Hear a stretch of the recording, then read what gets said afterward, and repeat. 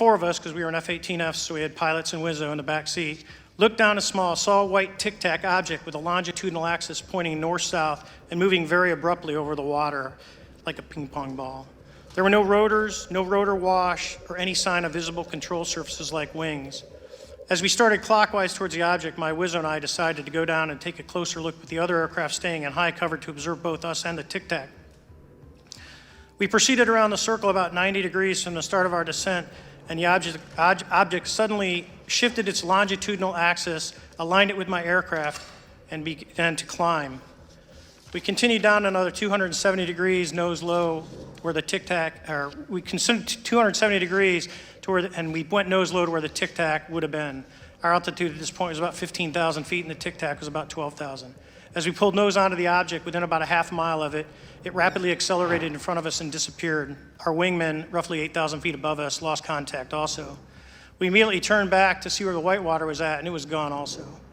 So as we started to turn back towards the east, the controller came up and said, "Sir, you're not going to believe this, but that thing is at your cat point, roughly 60 miles away in less than a minute. You can calculate the speed."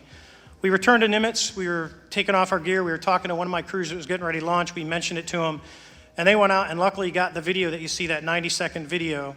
As Commander Fravor's group returned to the aircraft carrier, he briefed the next flight crew that was departing and told them to be on the lookout. The crew heading out was equipped with an advanced targeting, forward-looking infrared camera system, which was controlled by the weapons system operator seated behind the pilot, who was Chad Underwood. Can we just appreciate that name for a second? Chad Underwood, the frat boy to rule all frat boys. Anyway, minutes after departing, Underwood locked onto something on his radar a few tens of kilometers away. Underwood said, "The part that drew our attention was how the object wasn't behaving within the normal laws of physics." Now, let's watch the video which supposedly recorded the craft. As you can see, the black and white version of the video is in infrared, and Underwood changes to visible light, revealing the blurry oval object in the distance. He then changes back to infrared and toggles his zoom numerous times.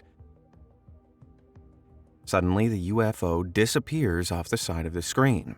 Unfortunately, the target was too far away to be seen with the naked eye, and Underwood nor his pilot made visual contact.